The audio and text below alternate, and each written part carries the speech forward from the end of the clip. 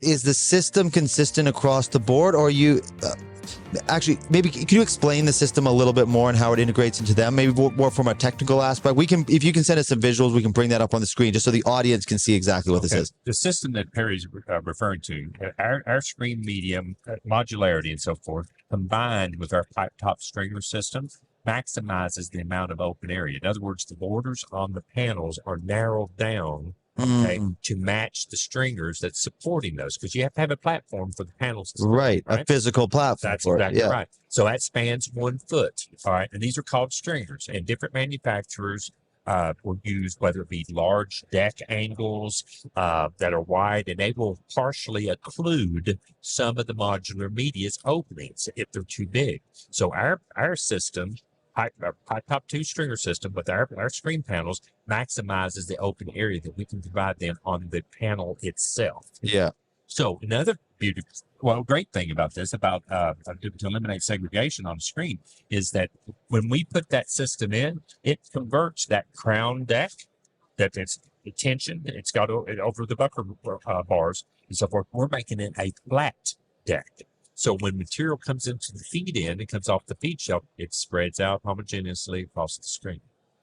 And that is one of the steps to make sure that you have good, efficient separation on a screen, is that you have a good, even flow spread across the width of the screen, not feed favoring one side or the other or the center. Which is that's an old problem in the feeding system. That's exactly right. Yeah. I remember, again, I pulled out some of those like wire ones, and inevitably there was always a section that you could tell it was the problem area. So how much of that is switching out? Can you eliminate it completely, though, that there's just the way they set up their equipment, there's always going to be that spot that gets the most feed?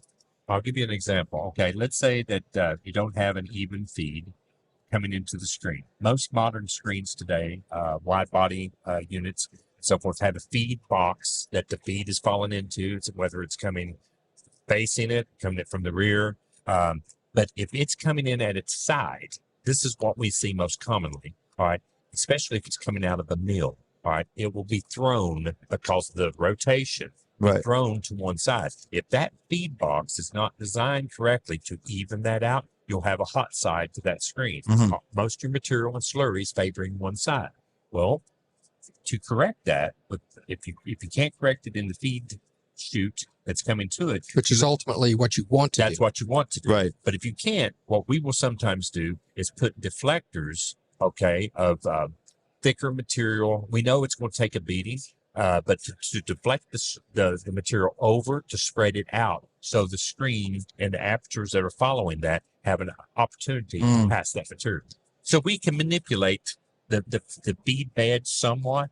It's imperfect, but we can. But it's all little percentages of improvement along the whole process. Exactly. Which is also the reason why we have field people to go out and make sure that everything is operating correctly.